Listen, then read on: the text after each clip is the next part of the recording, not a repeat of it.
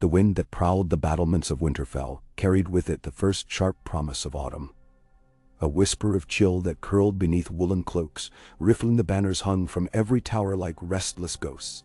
It had rained hard 2 nights earlier, a northern storm that hammered slate roofs and churned the training yard into a black-brown mire, but on this morning the sky had awakened crystalline and bright, blue enough to turn one's thoughts to daring.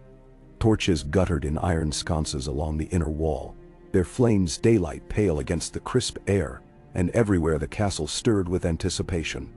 A tourney, Robb Stark had declared, to honor the visit of King Robert Baratheon's court and the quiet forging of new alliances, and though many whispered that Winterfell's gods preferred sterner pursuits, no soul with any sense for spectacle could deny the allure of pages, lances, and the roar of a northern crowd hungry for sport. Theon Greyjoy stood on the stone steps above the outer ward and breathed it all in, letting the scents coil through him like smoke. Hay and horse sweat, roasting pork, the peat-rich tang of pitch burning in braziers, the faint copper kiss of a forge hissing somewhere beyond the stables. Men shouted greetings. Mothers gathered children close, and the clatter of hooves rang over planks of hastily raised stands. Even the direwolves, those living heralds of Stark blood, felt the day's vigor. Theon had noticed Ghost pacing the shade of the archway earlier, white as a frost trace and watchful of every stranger. Yet it was not the wolves or the banners, or even the sweet squeal of a fife that commanded Theon's gaze so sharply. Across the yard, astride a tall gray courser, rode Prince Joffrey Baratheon, golden head held high, cloak of crimson velvet sweeping behind him like the spill of a silken wound. Sunlight danced upon the polished steel of the prince's gorget. Joffrey's violet eyes, fabled eyes, as some insisted, moved over Winterfell's folk with thinly veiled disdain. Behind him trotted Sandor Clegane in dark mail and silent menace, helm shaped like a snarling hound, though the man rarely bothered to don it anymore. Theon snorted under his breath. 14, and already the boy thought himself a dragon come to awe the north. He flexed his fingers inside duskin gloves, feeling the familiar scrape of callus at each knuckle. Iron-born pride forbade him any open show of irritation. Yet a flicker of something colder crawled his spine each time the prince's laughter skipped across the courtyard. An edge of arrogance cut with cruelty, reminding Theon of tales his nurse had murmured of mad Ares and wildfire. Admiring the royal plumage, came Robb's voice beside him. The young wolf, though no one called him that yet, bounded the last 2 steps to join Theon. His cheeks glowed with the quick color of excitement, and a half-tied leather hair thong dangled from his hand. Not from envy, Theon muttered, fixing the loop of Robb's undone leather and cinching it tight. I'd sooner admire a peacock. At least a peacock knows it's a bird, and not the bloody sun. Robb's grin crooked. Father says we owe the crown courtesy, however gaudily its heirs choose to flaunt. Courtesy? Aye. But there's courtesy and there's licking boots.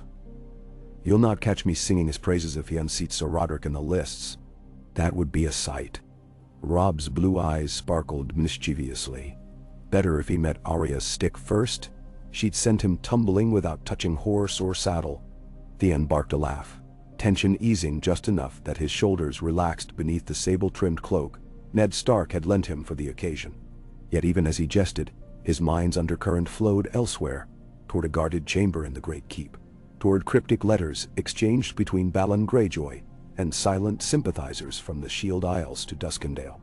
For nearly half his life, Theon had lived as ward, hostage of Eddard Stark, payment in flesh for his father's failed rebellion. He had eaten northern bread, learned northern words for snow in every texture, drunk from the same horns as Robb and Jon. He hunted with Bran, sparred with Jory Castle, shared japes over ale with the garrison, and still the sea stirred in him, relentless, reminding him of Pike's black crags and the boom of waves battering rocks older than kingdoms. Theon's loyalty was a coin shaved thin by all who claimed it. The Starks had treated him with honor, yes, but honor would never erase the echo of his brother's screams on the old Wick gallows, or the memory of a father's stare gone salt-stiff with grief. Pride could bend but not break. Now, Whispers said Balon Greyjoy plotted once more to set ironborn sails upon the wind, and he had asked a price to rally certain southern lords weary of Baratheon levies. A bold gesture. The raven had spoken through cipher. Something to remind the realm how fragile a crown sits. Bring me the golden air, and we shall drown the lion's roar in seawater. Theon wetted his lips. To seize the king's son under the shadow of Stark walls. Madness, surely. Yet the notion burned, bright as wildfire, licking the edges of his every waking thought. What else could purchase his father's esteem? What else might finally yield him more than hollow courtesy from those who still named him thrall? He drew breath to speak further when trumpets brayed from the yard. Sir Roderick Castle strode atop the lists in gleaming plate, chased with white enameled scrollwork, his heavy mustaches twitching with pride. Guardsmen herded commoners toward the benches, and septons murmured brief blessings. Women flung posies of winter rose and mountain snowdrop onto the beaten earth. "Come," Robb said, tugging Theon's sleeve. "Father wants us seated before the first tilt." They descended together, boots knocking on stone. But while Robb's stride bounded with the earnest eagerness of a lordling about to play host, Theon's legs felt strangely hollow, as though the staircase fell away and left him treading air. "Bring me the golden air." Balon's command crashed in his ears like waves in a storm lash. "E.J." Midday found the tourney in full cry.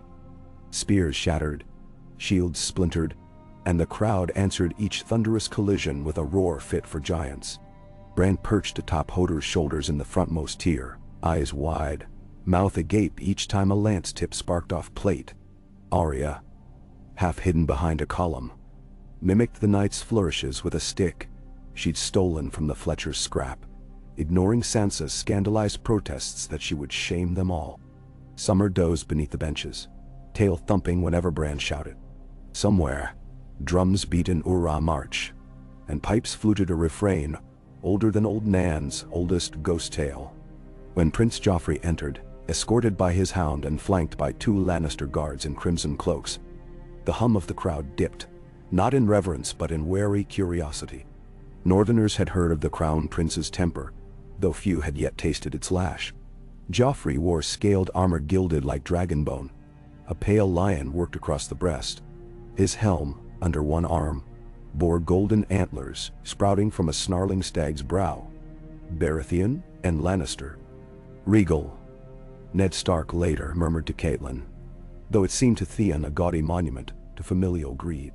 Cannon glowered. A fanfare rose. The prince's horse pranced as though already tasting blood. But Joffrey, to his credit, rode with knees steady and back straight. He saluted King Robert upon the dais, where Robert lounged half-drunk, beard laden with grease from a cap and leg. Then the boy turned his helm in the Stark's direction. In that fixed instant, eyes met. Greyjoy. The whisper rode between them, though no word passed. Joffrey's lip curled, the faintest sneer. An ember smoldered inside Theon, anger sudden and sour. He had endured many scornful gazes. The Iron Islands were oft mocked among highborn circles, but something in the prince's look pierced deeper, threading shame through with disdain. He felt Robb's hand on his forearm, grounding him. "Easy," Robb said beneath the din, misreading the tension as simple rivalry. "He rides first against Sir Willis Will of the Trident. If the prince falls, we'll toast the Riverlands." But Theon scarcely heard. Images flitted viciously across his inner eye. Chains on a prince's wrists, black sails swallowing the horizon, the hush of a king brought to his knees by loss. Ambition and vengeance twined. Joffrey won his first tilt. Sir Willis hit the dust breathing like a bellows, shoulder half numb from the blow, while the boy lifted his lance in triumph, basking in cheers coaxed by Mengadgarms, far more than by honest approval. The young Baratheon circled, saluting the royal dais, and then, slowly, the Stark gallery too, as though daring the North to deny him. If we took him now, Theon mused, how long before anyone noticed? The hound's eyes never strayed from his prince. And yet, when the tilts ended, there must come a feast. There must come dark corridors and wine. A boy could slip, vanish. A horn sounded. Knights returned to their pavilions to retie straps and replace broken lances. Vendors hawked honeyed fried dough and mulled wine.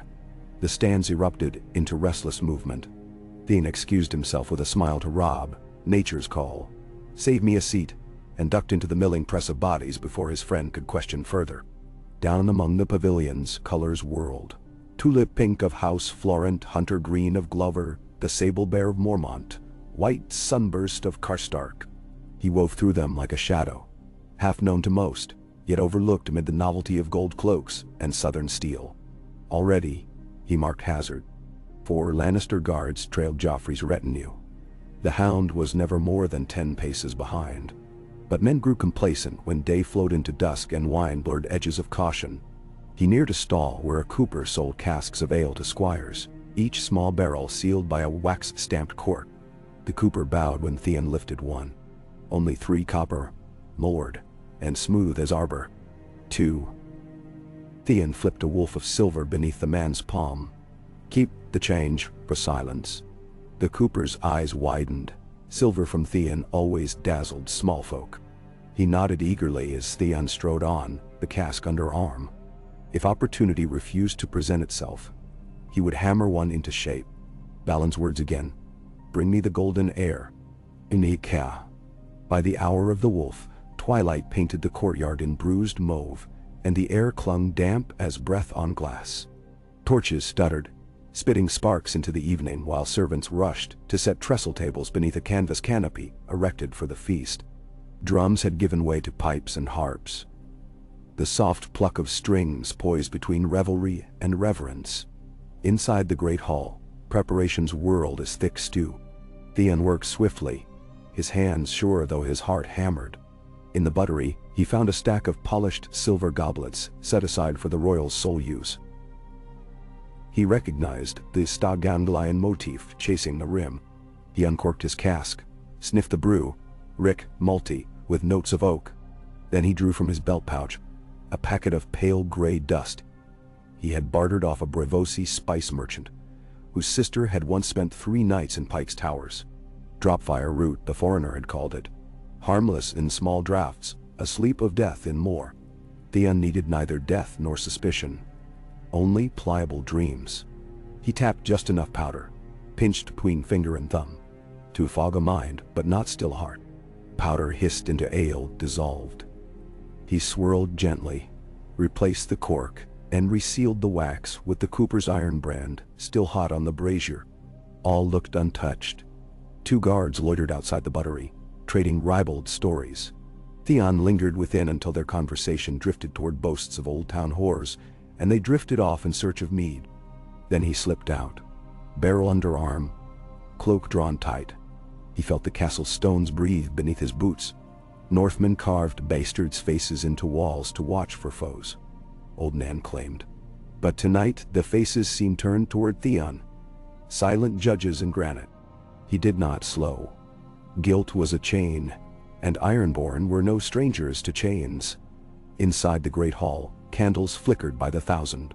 King Robert thundered jokes beside Lord Eddard, and Cersei Lannister wore a smile thin as a blade's edge, emeralds winking at her throat like dripping glass.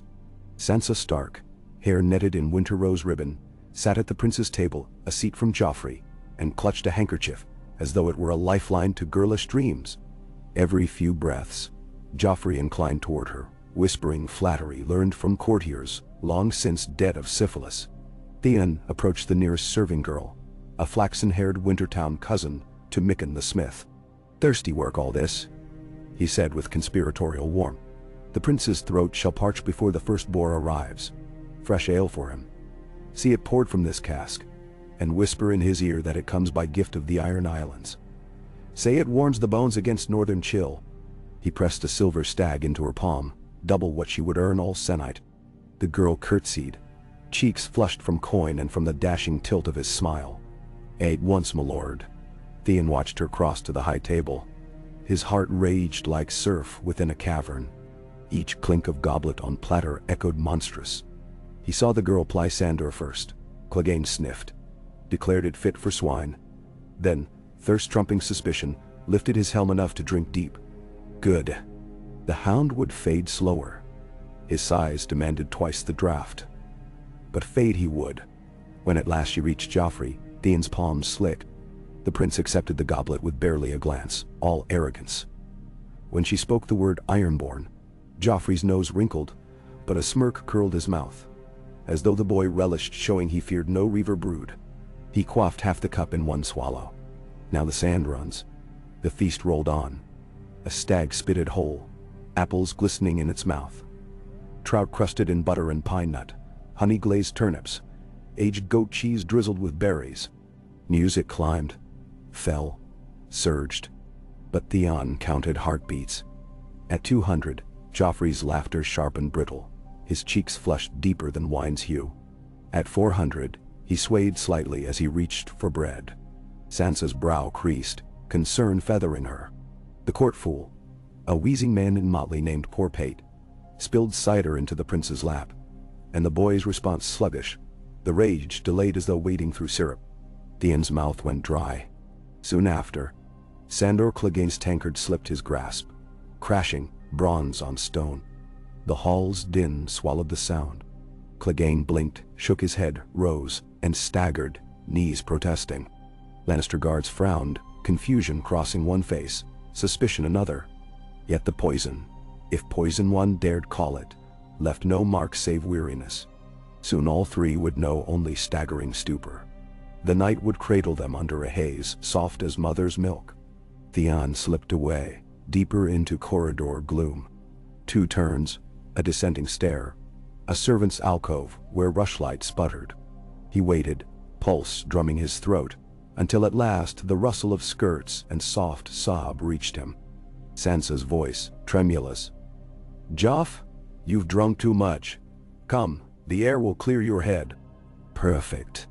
Theon drew his hood and stepped into the hall behind them. Sansa half led, half dragged the prince toward the side door opening onto a covered walkway above the hot pools. Joffrey's words slurred. Objection, compliment, threat, all bleeding. Sansa's arms shook beneath his weight. No other Lannister guard followed. Theon had watched them sample fresh ale themselves, courtesy of that same industrious cooper. They would dream soon. Clegane, though stronger, would need a moment more. Time enough. Cloak shadowed his face. Footsteps quiet as a cat's, he closed the distance. Wind muttered through slats overhead. Steam from the pools drifted in milky veils. "Lady Sansa," Theon called, pitching his voice warm with concern. "Need you aid?" She turned, recognition dawning into relief. "Theon." "Yes, the prince feels ill, I think." "Let me." Theon slid one arm under Joffrey's, bearing the brunt of weight. The prince's head lolled. "Fresh air will serve," Theon added. "A remedy I know well." Sansa fussed with her skirts. "Thank you, sir." She was no lady knight, but titles had become reflex and courtesy. Her hands fluttered. "Bring him to his chambers. I will fetch Maester Luwin." "No need trouble the Maester." Theon steered Joffrey toward the stair that plunged downward, rather than back toward the hall. The route wound through lower keeps, rarely lit. "Rest first, then physic."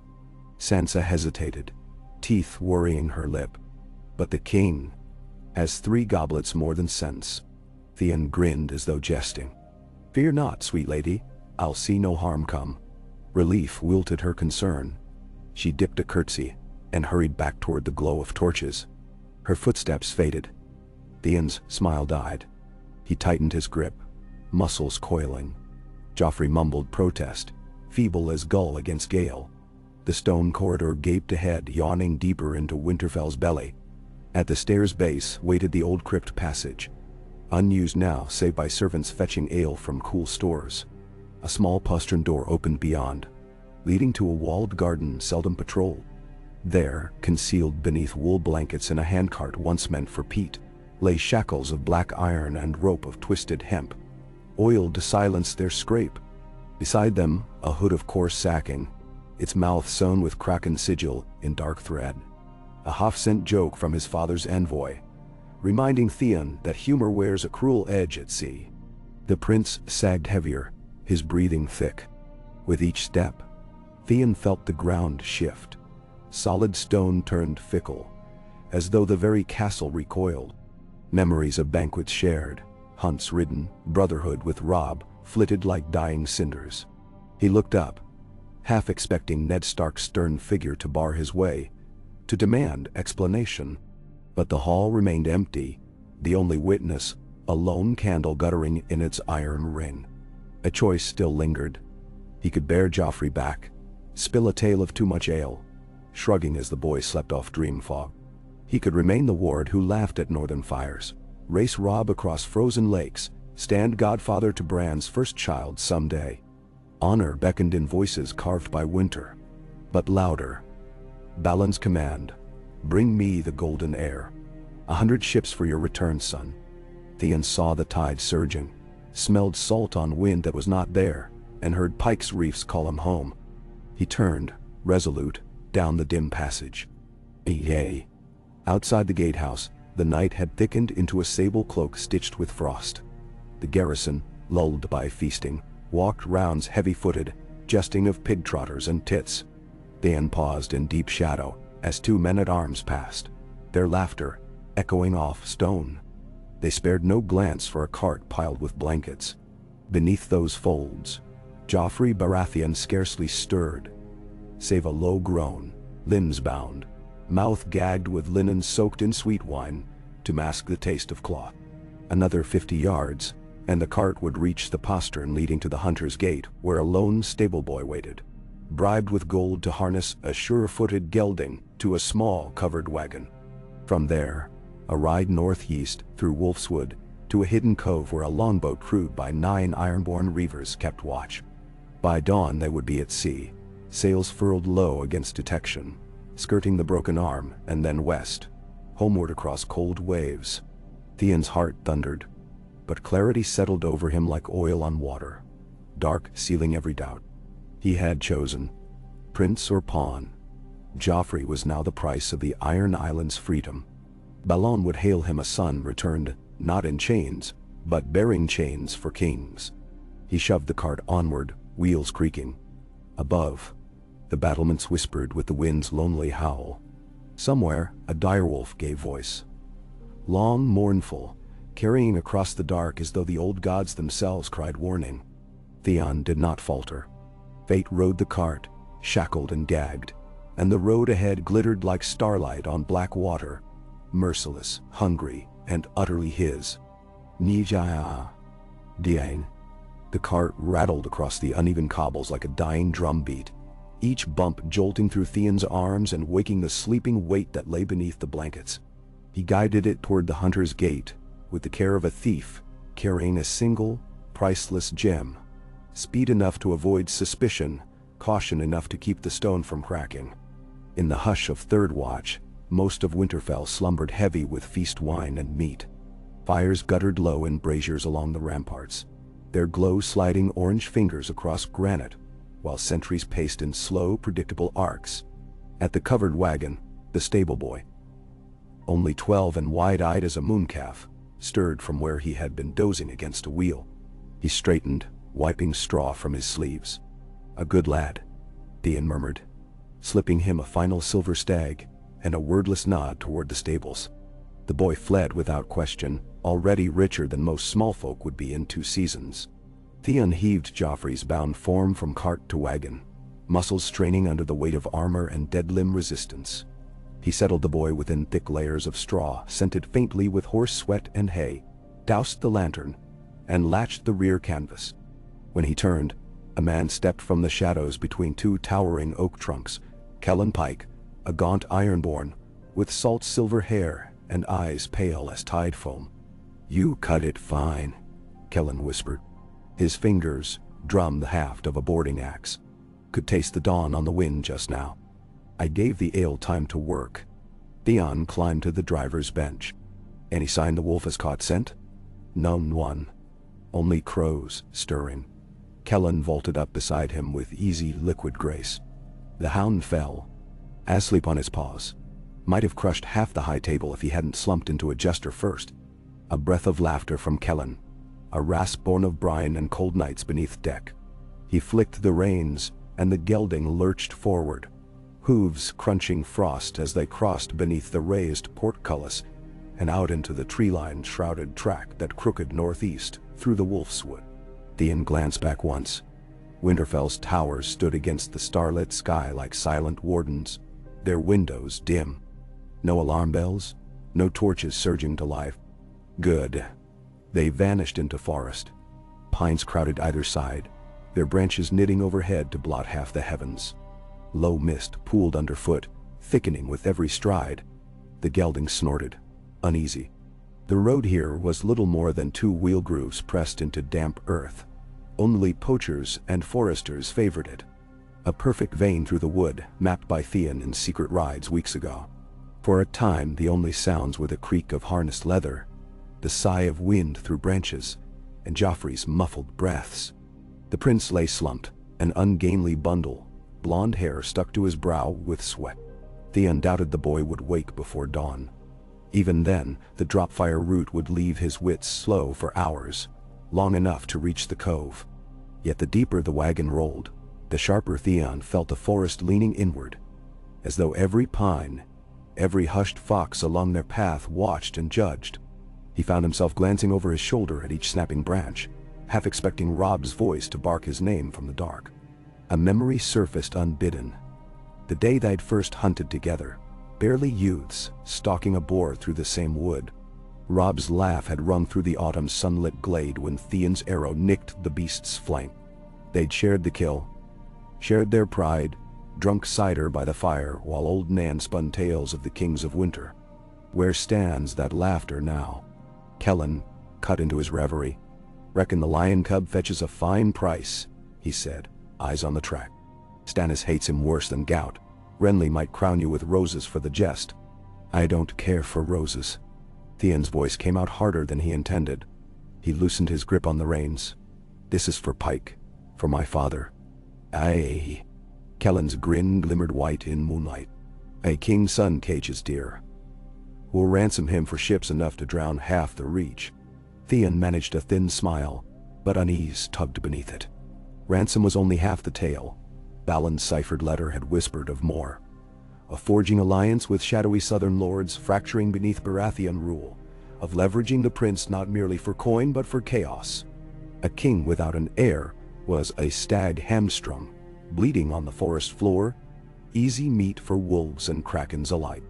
They rode until clouds paled with first hints of dawn, the forest thinning to salt-blasted scrub. The smell of brine crept in, cold, raw, invigorating.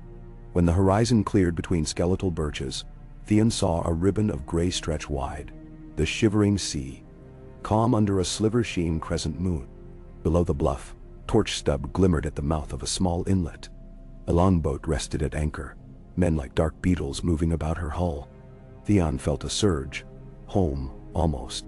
Salt air filled his lungs, tinged with rotting kelp.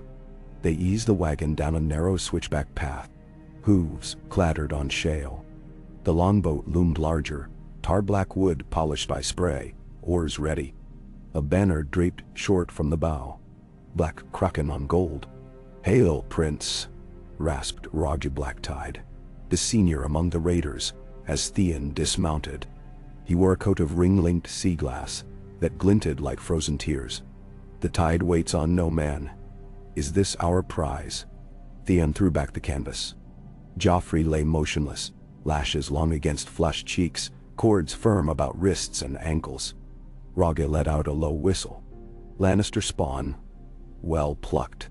He ran rough fingers through the boy's golden hair, then spat as though to rid his mouth of a bad taste.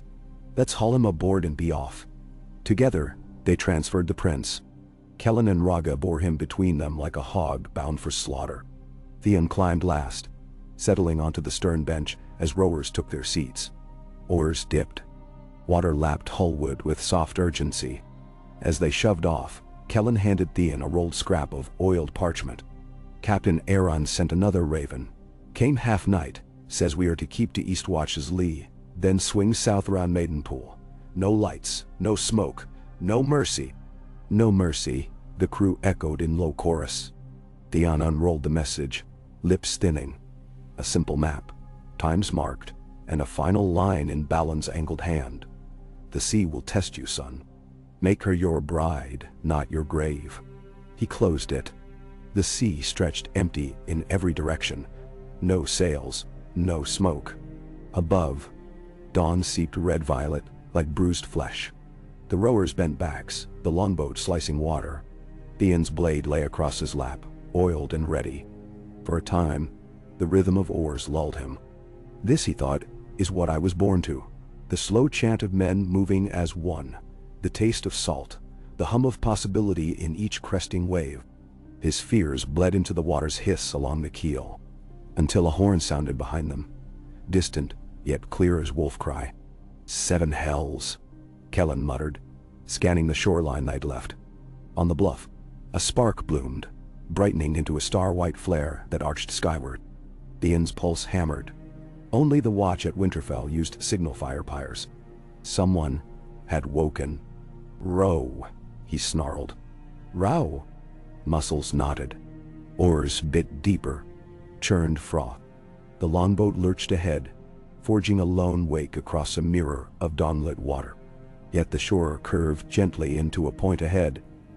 Beyond it lay the white knife, its mouth broad but treacherous with reefs. From there, they must cross open sea before any safe harbor. Behind, riders appeared on the headland. Dark flecks at first, then sparkling helms catching sun.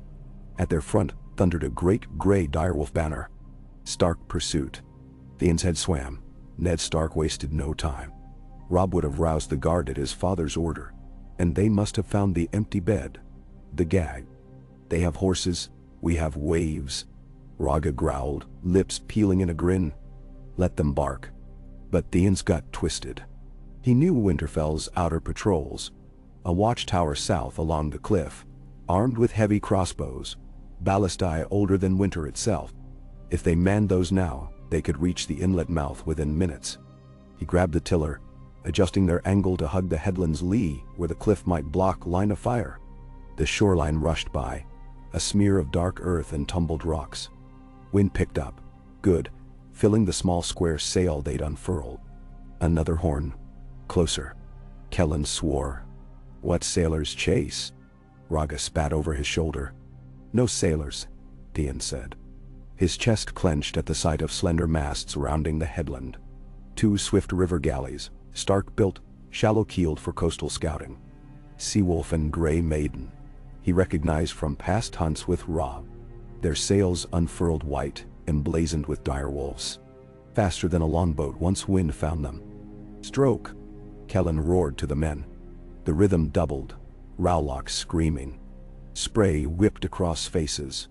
What of the prince? Rhaga demanded. Joffrey stirred faintly, eyelids fluttering as if nightmares tugged. Keep him down. Theon lashed a blanket tighter. But his thoughts raced. If those galleys gained, he scanned for options. Only one. The White Knife's estuary. Shallows spiked with hidden stone. Sandbars that could gut a bigger hull. The longboat's draft might skim where heavy galleys ran aground. Turn starboard, he ordered Kellen. Into the knife's mouth. Kellen's eyes widened. Risky channel. Trust me. I know her better than Starks do. They had fished there last summer. Theon remembered each shifting shoal. He related instructions. Rowers veered. The current tugged as fresh water met brine, churning into gentle whitecaps. Gull cries rang overhead. On the east bank, sparse pine and shale cliffs jutted. The river narrowed beyond. Serpentine. Behind them, the galleys followed but slowed, wary. Theon almost tasted their captain's hesitation. One large keel scrape against unseen rock could split planks. Good. He guided deeper. Water browned with silt. Depth gauge. A long pole. Showed a scant 4 feet beneath. Enough. They skimmed onward, weaving between sandbars, exposed like pale backs of whales. Here and there, driftwood snagged on reeds. From aft, curses. One stark galley tilted, scraping bottom. Sailors heaved oars to free her. The second slowed further, unwilling to share fate. Distance opened. Theon exhaled.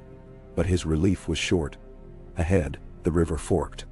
Right branch ran deeper but doubled back. Left choked narrower yet cut hours off. Theon gambled left, calling out. They swung, only to confront swift water rushing around a low stone ridge, a natural weir. Foam frothed, dragging branches beneath. Rowers balked. Through, Theon bellowed. Row like your mothers hugged the drowned god. They lunged into current. The longboat bucked, prow dipping, spray blasting. Oars bit, snapped, rowers cursing. Water sloshed aboard, soaking blankets and prince alike. Joffrey jolted half awake, eyes rolling wild, gag muffling a scream. A wave crashed, swamping ankles. But momentum carried them over the ridge. Stern scraped rock with ear-splitting shriek. Sparks flew. Then they were through, sliding into calmer flow. Crew whooped, half in shock, half exultation. Theon laughed, raw and savage. Spray drenched him to bone, hair plastered. Yet ahead stretched wide water. The inner bay of the knife, deep enough for any ship and branching into marsh channels that tangled for leagues. If they kept to the reeds and poled at dusk, they could reach sea again far south of White Harbor. The Starks gave chase still, distant horns echoing frustration, but terrain favored Ironborn now. Theon ran a hand over Joffrey's damp hair. Still mine. KK. Sometime near midday, they anchored beneath a willow-shrouded bar, hidden from open river by curtains of drooping branches. Rowers slumped, spent. Kellen passed skins of waterdale. Raga shoveled river mud over bright hull patches to dull reflection. Stealth became shield.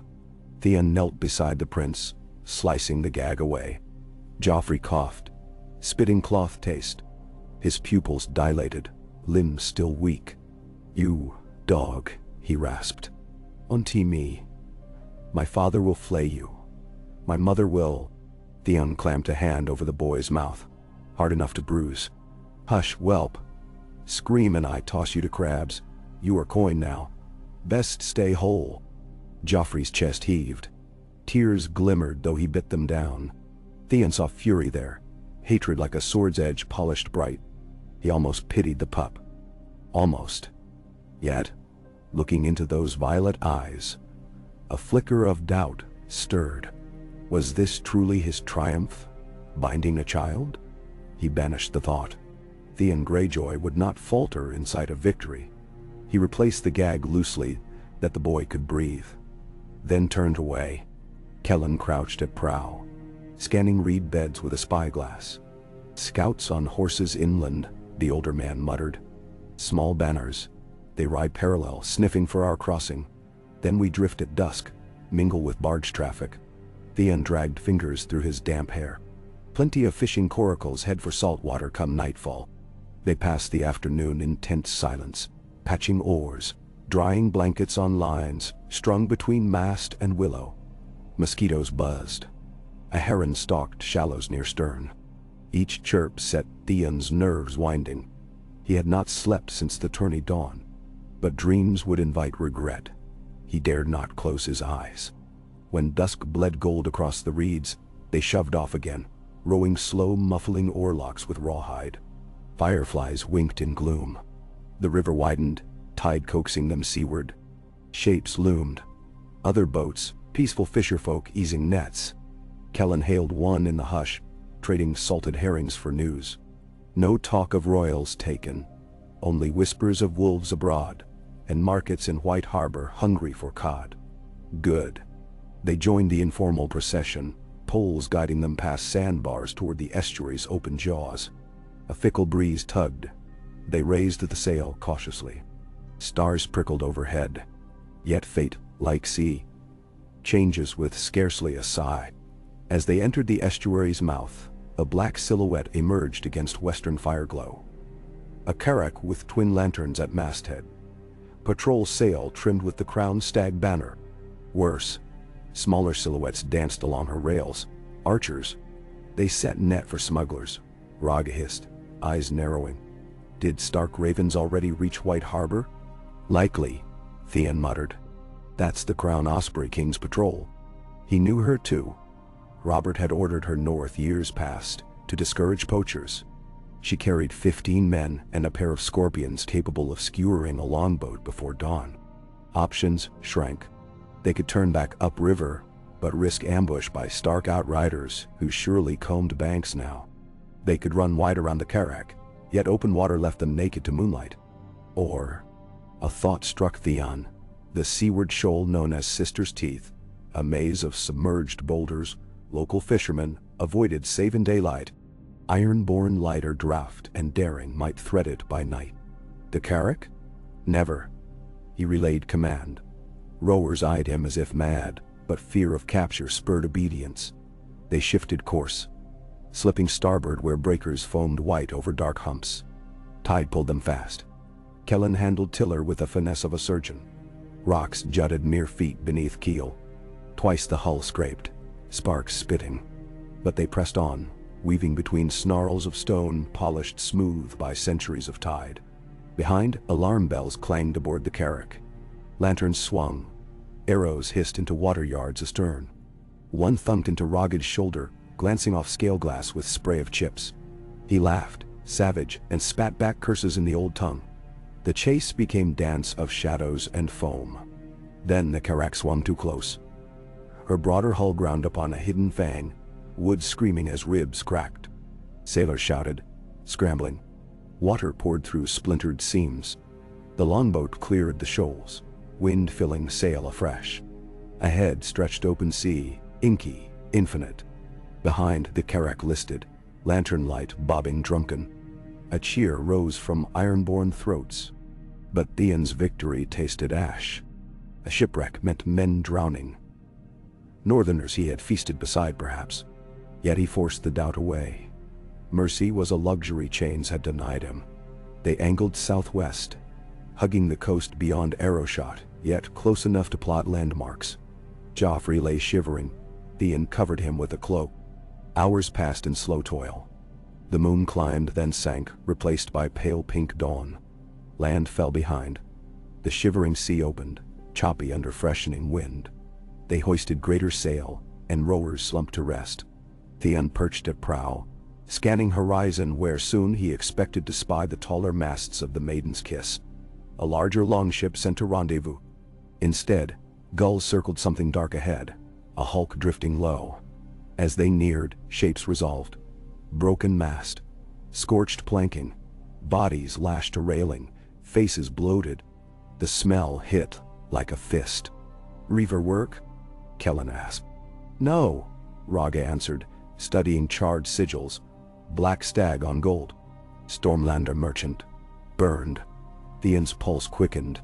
Pirates. But iron-worn seldom torch trade they meant to loot. And char most edges mirrored wildfire's green kiss, not pitch. An ill omen.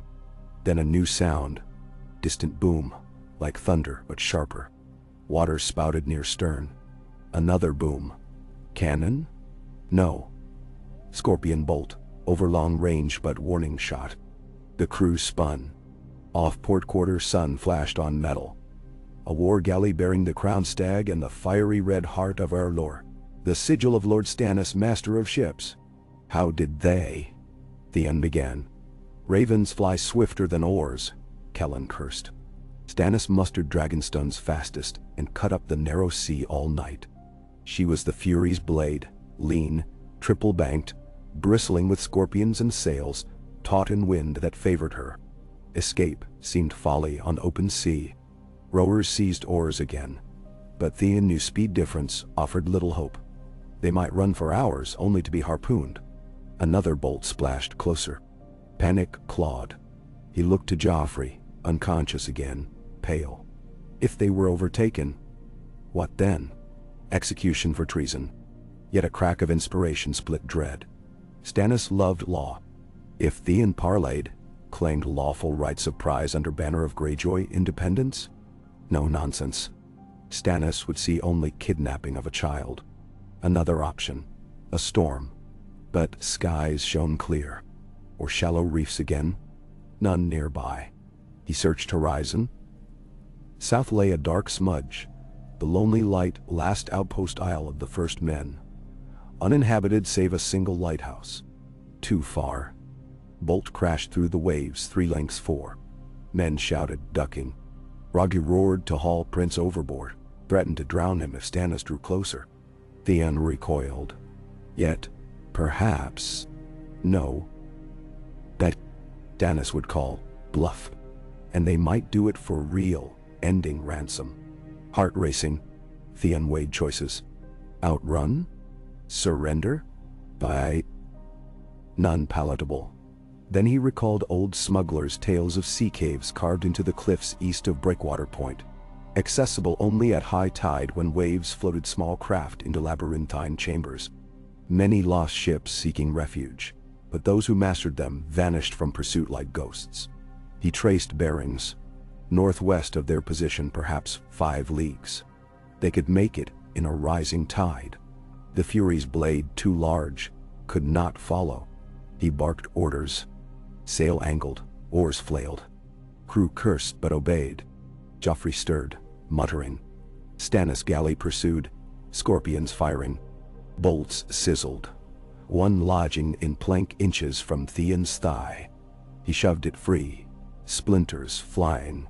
Foam sprayed as they carved across waves. Hours blurred, arms burned, throats cracked. Yet at last, jagged cliffs rose, iron-gray teeth gnawing sky. White surges exploded against stone. The tide indeed high, roaring into gouged fissures. There, Kellen pointed. A maw dark as night, half submerged. They steered straight for it. Rock walls closed around, echoing with thunder of surf. Light vanished, replaced by blue-green glow from foaming water.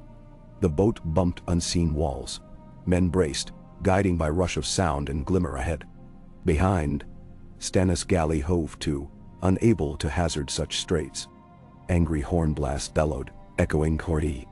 But the longboat slipped deeper, swallowed by the cliff. Inside cavern's womb, the air chilled. Bioluminescent moss dappled ceilings, casting eerie emerald sheen. Channels branched left and right. Theon chose the widest, praying memory of smugglers' lore held true. They pulled now, oars useless. At a bend, the tunnel broadened into a hidden lagoon open to sky through a ragged slit. Sunlight danced upon turquoise water. Roosting seabirds shrieked alarm. In the center floated a ship. Sleek, shallow draft, black sails furled.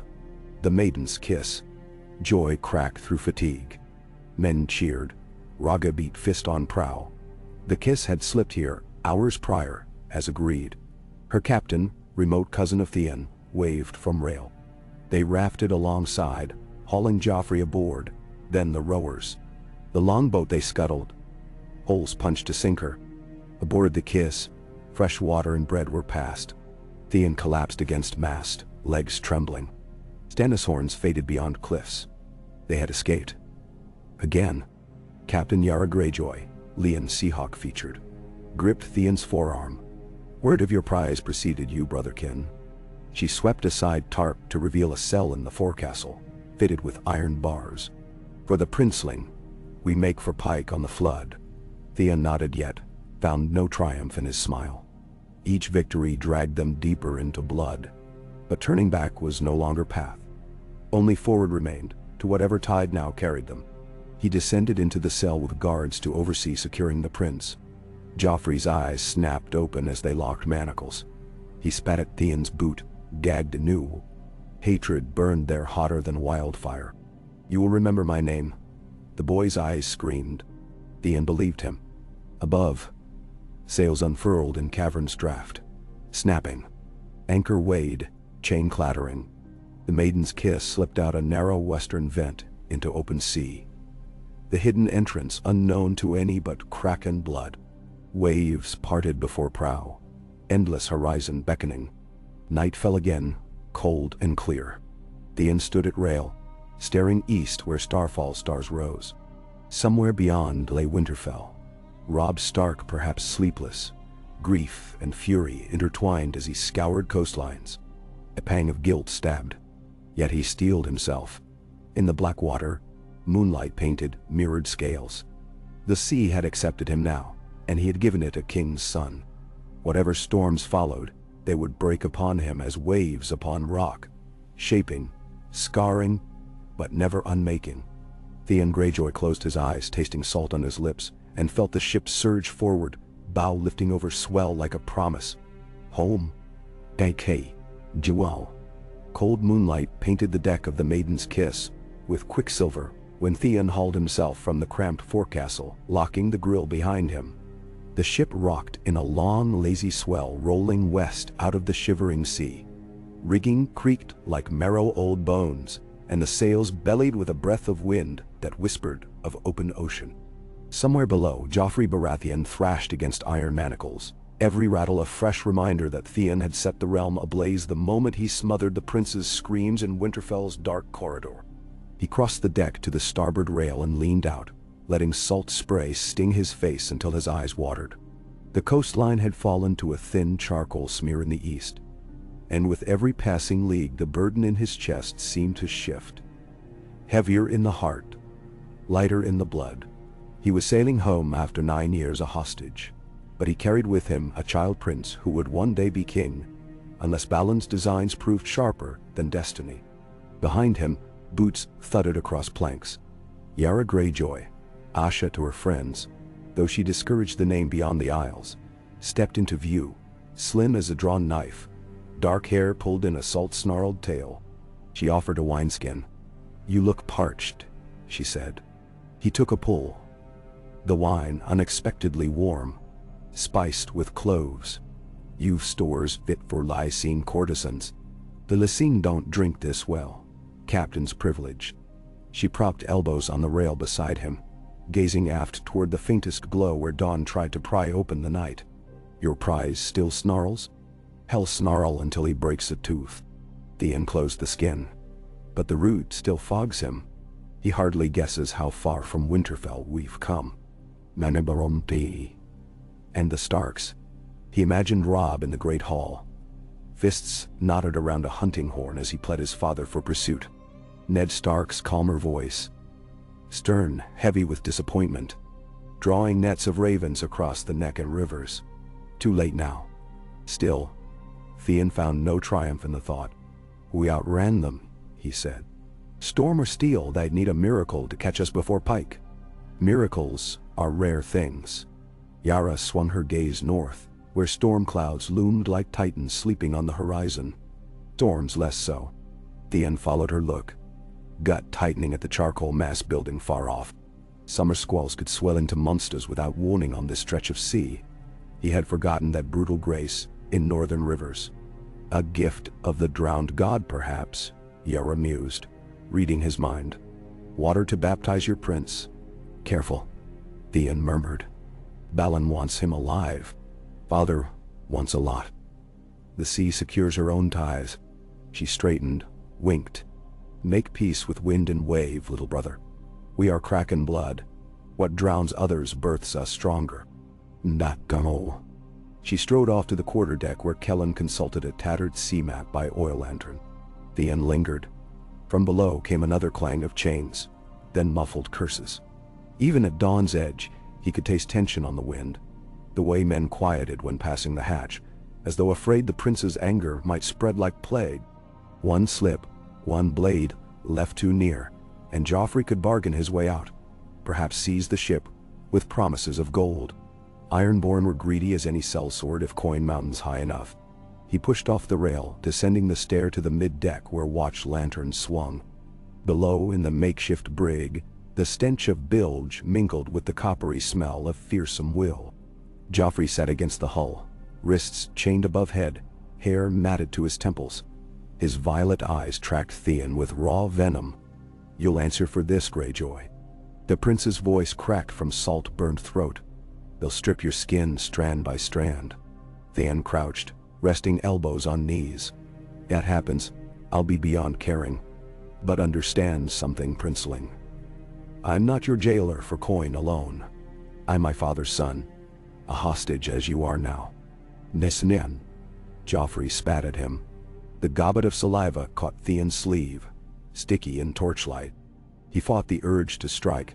"You've never known chains," he said instead, wiping the spit on his trouser leg. "Not like I did.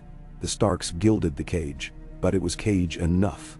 They boasted of honor while keeping me from my own blood.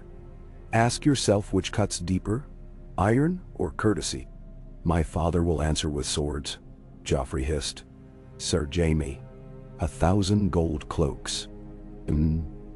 Perhaps. Theon knocked a water skin and tipped it. The boy gulped, unable to resist. Until then, drink. Keep strength. Balon Greyjoy prefers captives who stand when he speaks. Your father's a reaver. True. And reavers survive by making harsh bargains. Theon corked the skin. Pray yours is lenient. He turned away, chain clinking as Joffrey hurled every insult he knew in the tongues of King's Court. Back on deck, rain had begun to prick. Storm clouds clawed nearer, and the wind roared a wilder note. Yara barked orders. Shorten main, reef topsail, lash cargo. The crew scrambled, ropes hissing through blocks, canvas beating like dragon wings. By mid-morning, the sky blackened to Prue's slate. Thunder rolled across the waves, and the world shrank to a froth-streaked valley between walls of angry water. Theon worked side by side with Kellen, tightening stays. Each gust lurched the ship so sharply the deck tilted near 40 degrees, sea spinning below like a hungry Maudadian. Twice a wall of spray lifted over the bow, drenching them to bone. We need lee, Kellen shouted over wind. Rock Spire's cliffs might shield. Too close to the shield islands, Theon countered. Royal patrols linger there. Then pray to whatever gods you fancy, Yara called, pushing through slanting rain, because the storms got our measure. Lightning split the sky, stark white branching across cloud. In its flash, Theon saw the waves. Mountain high, green-black beasts capped with froth. The Maiden's Kiss climbed one, plowed into another, shuddered. Masts groaned, spar joints popping like ribs. He smelled a sharp tang, pitch seeping from fresh seams. Somewhere aft, a shackle pin whipped free, snapping through the air with a scream before burying in oak. A sailor tumbled across slick planks, vanishing over the rail with a single cry. Another wave came, higher still, crest curling above the prow like a breaking castle wall. Theon braced, but the impact flung him into the capstan. Breath knocked free, he slid, vision fogging. Hands dragged him upright. Yara's. Her hair lashed side to side, face streaked with rain, eyes hard as anchor flukes. Below, she barked. Tend your princeling before he drowns in his chains. Theon staggered across tilting deck, descended ladder nearly vertical from the ship's lean quay. Water already sloshed in bilge, ankle deep. The brig's hatch cracked open, pooling seawater. If Joffrey drowned, Balon's plans would crumble. He waded in. The prince's cell had shifted, iron bars canted as hull flexed. Joffrey screamed each time water surged chest high, terror, eclipsing fury. Theon fumbled at keys, unlocked the manacles, half dragged, half lifted the boy into corridor, where water roared knee-deep. He knotted rope loosely about the prince's waist, prisoner yet salvage. Hold the rail, he ordered. You slip, we both die. They fought their way to crew bunks higher in ship's belly, where gear and cargo were lashed tight. Lightning-lit seams where hull planks strained, caulking spat gray paste, mixed with brine. As Theon tied Joffrey to a stanchion, the boy's lips trembled, skin ice-pale. You'll kill us all, Joffrey stammered. Storms choose who dies. Theon cinched rope. Pray to your 7. He rose, scrambled back topside. The world had turned to roaring slate. Yara at the wheel fought each twist like wrestling giants. Kellen straddled the tiller rig pulley, reading wind. Half the crew clung to lines or bailed with buckets, water sheets washing over ankles then knees. A spar snapped overhead, swinging down like a scythe. Theon shoved a sailor clear, the beam crunching against deck where the man had been. They cut it free, but now wind tore unchecked through the gap, masts swaying dangerously. Cut more sail, Yara shouted. We're overpressed. They loosed clewlines, canvas whipping to shreds. The Maiden's Kiss slowed, nose rising better into waves. Hours blurred. Lightning rain shouted curses. At last, near dusk, clouds thinned to tattered shrouds. Thunder retreated, leaving only the hollow boom of departing seas. Bodies counted, One lost 2 broken legs, several sprained.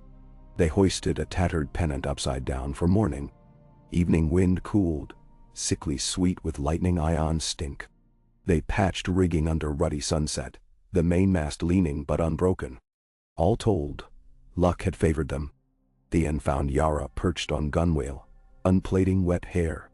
"The sea accepted her tithe," she said softly. He nodded, heart leaden.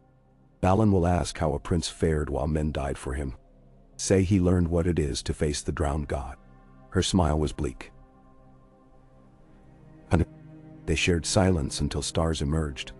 Beneath their feet, planks throbbed with stored energy of storm. The ship never truly rested, always a heartbeat away from hunger of the deep. Well, and now, 2 days later, the Fever Isles broke the horizon. Small volcanic cones, smoking faintly in morning haze. Their stench of sulfur caught sails before land came fully into view. Here, Yara intended a brief resupply. Fresh water from the hot springs outflow, and maybe salted goat traded from hermits living among crabs and cinders. They anchored in a sheltered cove, cliffs shielding from passing ships. Theon, ragged with sleeplessness, accompanied the landing party, keen to set foot on anything still. He left Kellen in charge of Joffrey, now bound to a support beam in the quarterdeck storeroom. The prince had refused food for a day, but hunger won. He licked stew from pail like a cur, face taut with humiliated rage. On the shore, black sand burned underfoot. Steam hissed where it met water. Pools bubbled, churning vivid turquoise around pale, rocky rims. Theon bent, cupped a handful, inhaled brine sulfur mix, like rotten eggs in ocean.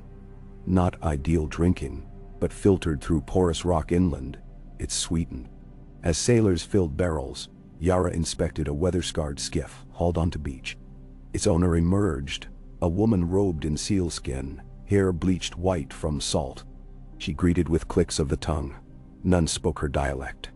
Through gestures, they bartered dried fish for bundles of tuskroot, a sharp herb prized on pike for preserving meat.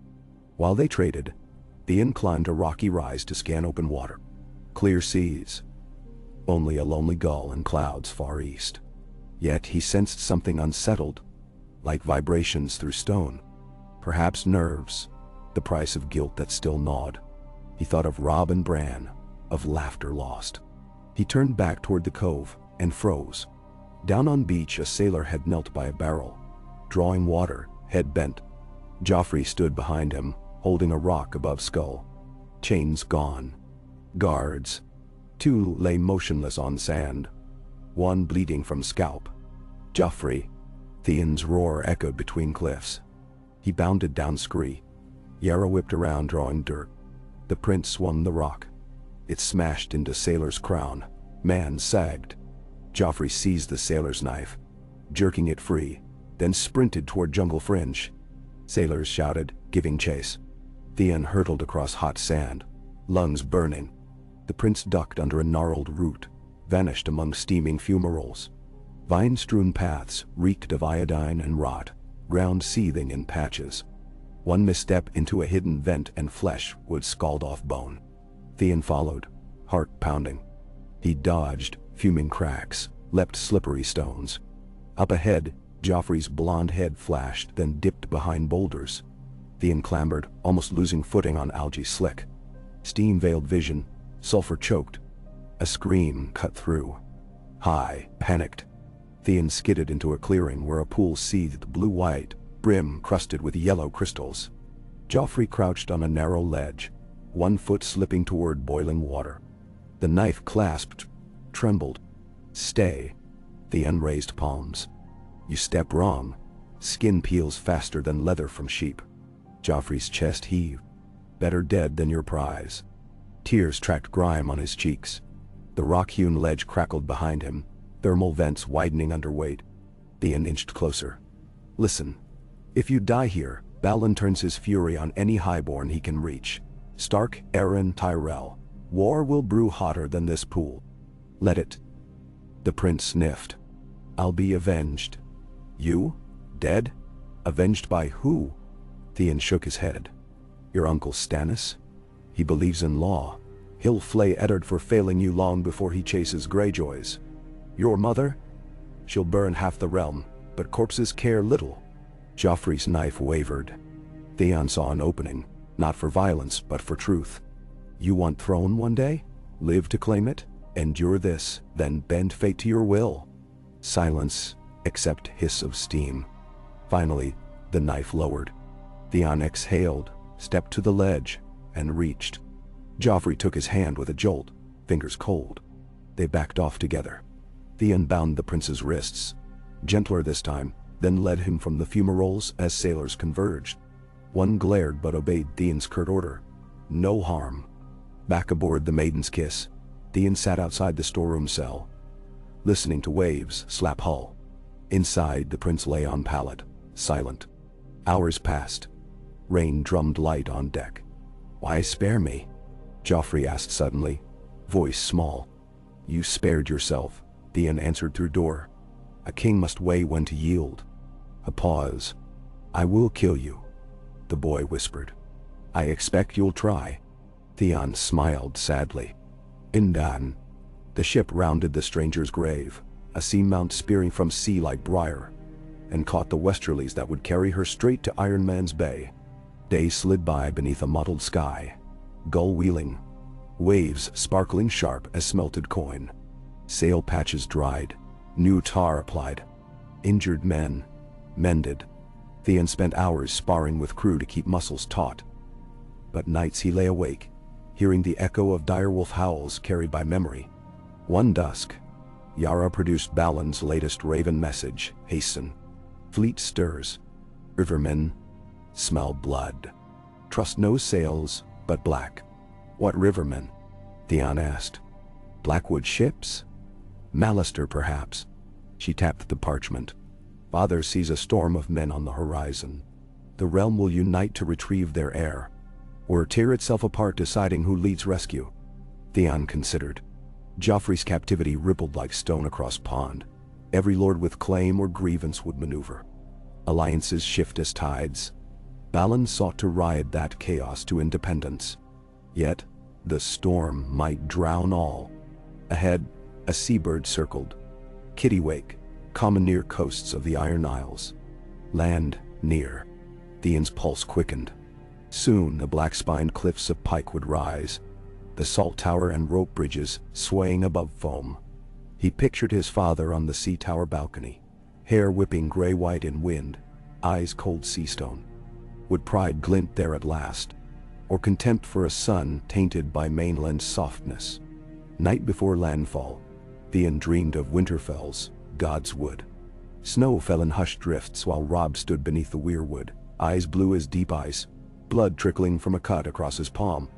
He held out the crimson droplets to Theon, saying, Brother, why steal what was freely given?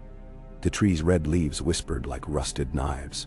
Theon woke clammy, heart racing to rhythm of waves. Dawn unveiled Pike. Storm clouds parted just enough to reveal the ancestral seat. Jagged sea stacks bridged by swaying rope walks and iron-spiked wooden planks. Towers thrust upward like broken spears. The sea tower, the bloody keep. The great keep rebuilt after the Greyjoy rebellion. Smoke drifted from chimneys, mingling with sea spray that thundered against cliffs. The Maiden's Kiss beat to quarter wind, rounding Gull Rock to enter the deep channel between stacks. War horns moaned from cliff ramparts, slow and hollow. Welcome home for Kraken sails. Longboats filled with oarsmen emerged to guide them through submerged rocks. On deck, sailors cheered, banging spears on shields. Theon felt his throat tighten at the sound. Home. Yet he wondered whether he still owned the word. Yara set anchor beneath the great keep. A boarding plank lowered to the stone quay where ironborn thronged. Salt wives in sea-weave cloaks, priests in weedy beards clutching driftwood staves, mailed reavers with axes stained by fresh tar. Above them all, atop sea stone steps, stood Balon Greyjoy in black-scaled armor, a kraken wrought in pale gold upon his breast.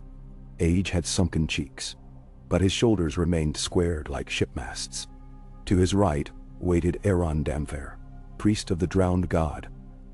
Eyes storm-mad, To his left, Victarion, broad as a bulwark, helm tucked under arm. Theon swallowed, then signaled Kellen and Raga. They hauled the prince onto deck.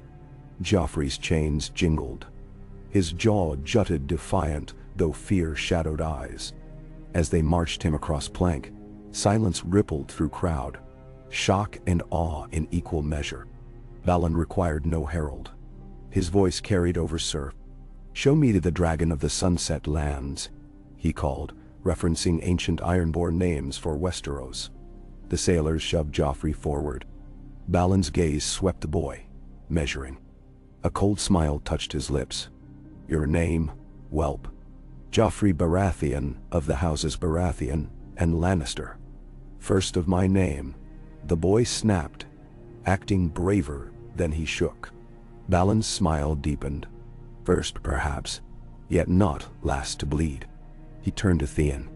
"You have done what the Kraken clawed kings and sank fleets to attempt. Seize Westeros crown in miniature. The seas sing of your daring."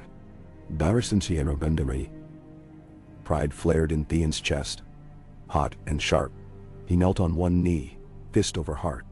"I bring you a token of the realm's weakness, father." Balon gestured him rise. "Come. We must speak in the sea hall." Victarion stepped in, seizing Joffrey by the collar and half dragging him after. Theon fell and paced behind his father, across windswept causeways where gulls shrieked overhead and surf exploded below. Each bridge creaked under weight, rope fibers groaning. Joffrey glanced once over precipice and turned ashen. Within the sea hall, braziers burned whale oil, smoke curling into crude rafters. Nets hung like tattered banners. Barnacle-encrusted shields lined walls. At the hall's far end rose Balon's driftwood throne, a twisted sprawl of bleached timbers, torn from shipwrecks and storm-felled trees. Balon seated himself, Victarion placing Joffrey on knees before in chains. Aeron began low chanting in Old Tongue, invoking the drowned god's blessing upon spoils of war. Theon waited, heart hammering. When chant ended, Balon leaned forward. "Son, explain your counsel regarding our prize." Theon cleared throat, every eye upon him. "We ransom him, father. Set price no crown can pay. Recognition of Iron Isle's sovereignty, withdrawal of royal garrisons from Seaguard and the Green Fork, and a fleet of seasoned shipwrights to rebuild our navy." Murmurs rippled. Some captains nodded, others frowned. Victarion's brow furrowed. He valued victory measured in blood, not parchment. Balon drummed fingers on armrest. "And if they refuse?" "Send pieces," Theon said, voice steady though a chill cut him. "A finger for each fortnight. Make realm weigh gold against heirs." "Madam Sami." Joffrey snarled something guttural. Victarion cuffed his ear. Balon's gaze lingered on son, hard to read, half pride, half probing for weakness. "And the Starks? Their honor binds them. They will not abandon the boy they failed to protect, nor allow Lannister's sole claim. They will urge the Iron Throne to bargain. War of houses against houses while we raid the western coast, retake the Shield Islands, maybe the Sunset Sea Lanes." Aeron's voice rasped like waves in cave. "Blood on tide stirs the gods' hunger. The North too must drown to birth a Kraken's age." "Sign." Theon flinched. "The Starks sheltered me 9 years. I owe them." He caught himself. Balon's eyes narrowed. "I owe them nothing but the lesson that hostage chains cut both ways." Silence. Balon rose, cloak swirling. "Well spoken. Yet the prince alone is leverage. To strike the north now would break our word before given. So promise nothing." Victarion grunted. "Raid first, parley later." Yara stepped from crowd. "We risk uniting north and south against us early. Better sow discord first." Arguments burst, captains clashing like gulls over carcass. Theon listened, head spinning. Amid raised voices, his mind flicked to Winterfell's hearth, Catelyn's gentle smile, Bran's shy eagerness. Yet he steeled heart. The sea demanded iron. At length, Balon slammed driftwood staff. "Enough. We shall send ravens to Robert Baratheon. and Eddard Stark. Terms: Royal Charter granting independence. Withdrawal of all taxes on trade through Ironman's Bay. Hostage exchange. 2 highborn of their choosing for safe return of prince. Once terms met. 7 days to answer. May. He looked to Theon. Draft the letters. Your quill convinced me. Let it weigh on kings now. Theon inclined head, pride warring with dread. Well. Ravens flew.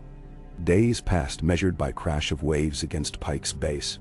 Ironborn sharpened axes, repaired longships, stocked holds with salt-cured meat. Word spread quick as gulls.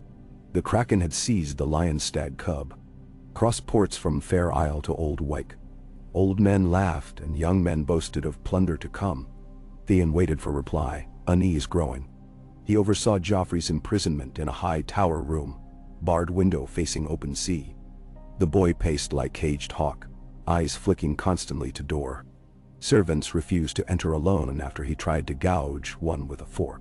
Theon visited daily, speaking calm, offering books, The Way of Kings, The Seven-Pointed Star, but Joffrey hurled them into hearth. You think kindness will wash your treason? I think you'll need something to pass time, Theon said. He felt the prince shifting, sharpening hatred into purpose. Good. Let the realm feel that blade pointed back at itself. Yet inside, Theon grappled with own demons. Nights he walked Widow's Walk above roaring sea, recalling childhood laughter. One evening, Yara joined, silent at first. You question our path, she said finally. I question whether steel alone can forge home. Home needs no forging. It is bone in blood. She tapped his chest. Yours beats salt. Trust it. Does salt drown guilt? It consecrates it. Her smile was swift.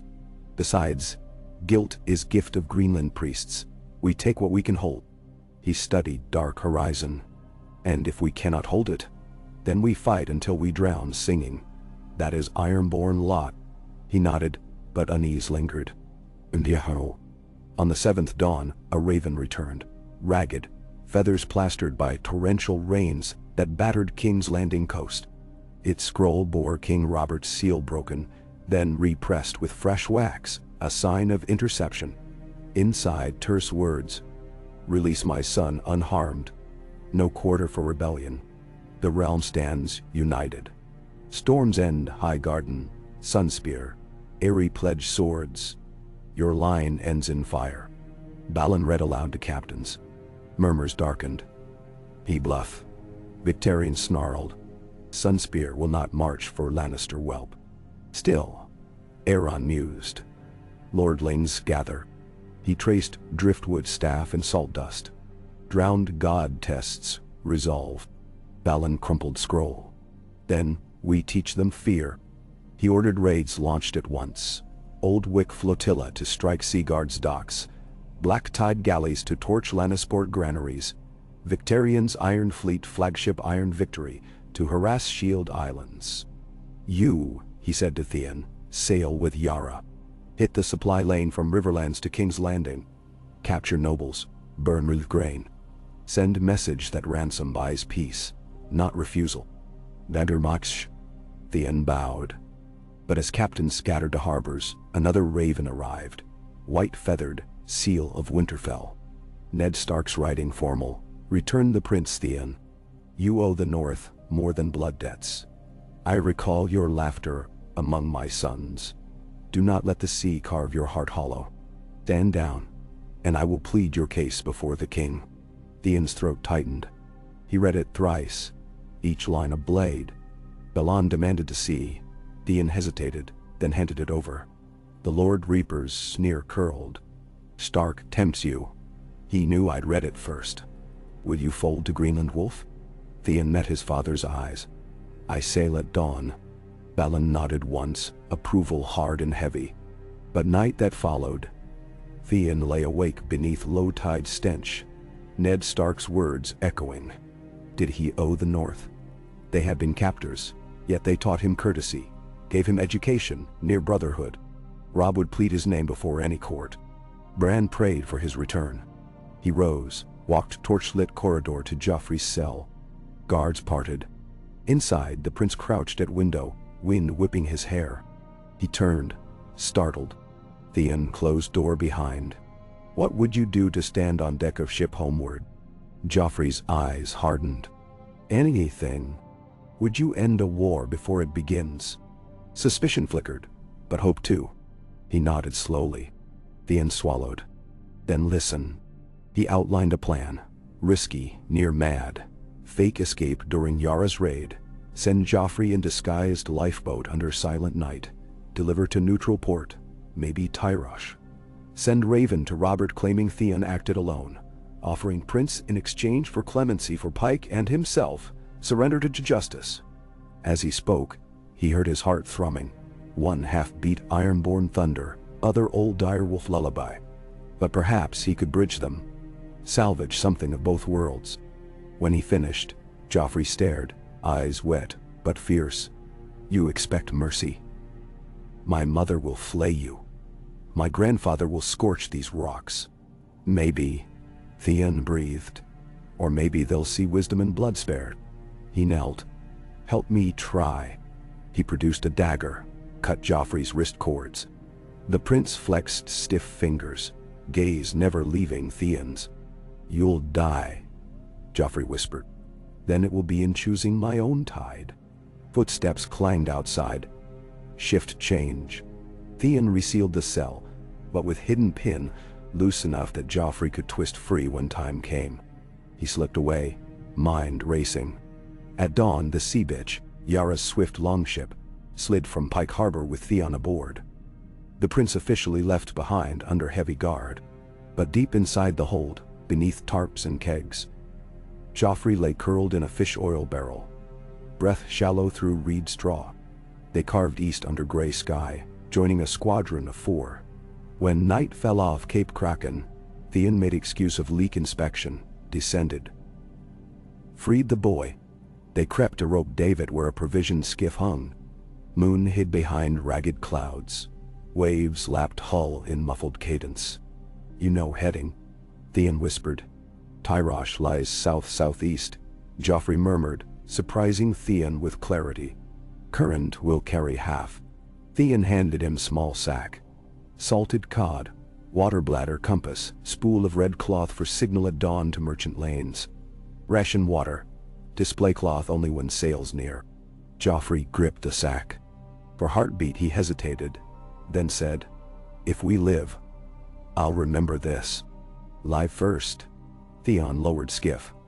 Spray slapped faces. He untied skiff from David, letting it drop with soft splash. Joffrey clambered, nearly losing balance, then steadied, small hands whitening on oarlocks.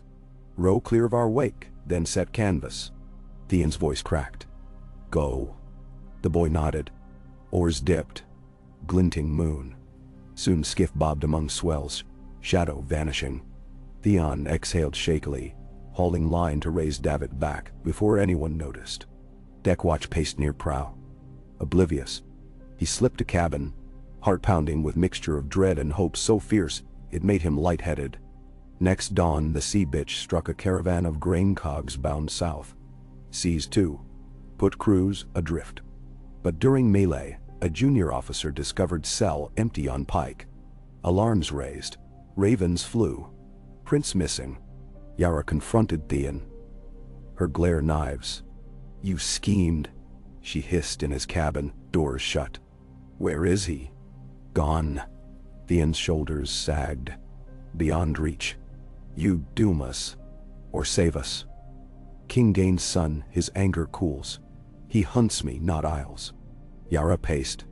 Father will flense your hide. I'll face him. He drew dagger, laid it on table. Help me set boat ashore at Oakenshield. I go alone. Yara stared. Storm of rage and reluctant admiration. At last, she swore. Low.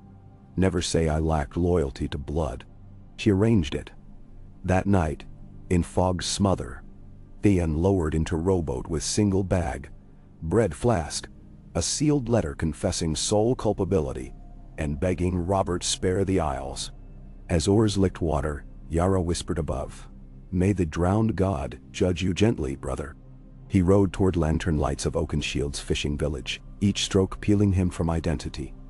Neither hostage nor prince thief, but penitent seeking impossible peace. Behind, the sea bitch melted into darkness. Sails silent. Ahead, coil of shore drew near, smell of peat fires drifting. He felt both lighter and hollowed, as though heart left with waves. Yet he pressed on. For Rob's laughter, Bran's trust, Ned's quiet stern kindness. For possibility that mercy might yet blossom from ocean of blood.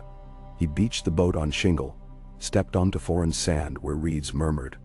Dawn-edged sky in pink. Somewhere out on wide sea, a skiff with golden-haired boy rode swells toward sunrise and fate. Theon watched horizon until first sun flare crowned watery rim, and in that moment, he understood he had chosen exile of soul. Neither kraken nor wolf, but something adrift between tides, belonging to no shore. Nevertheless, he walked inland, toward whatever judgment awaited.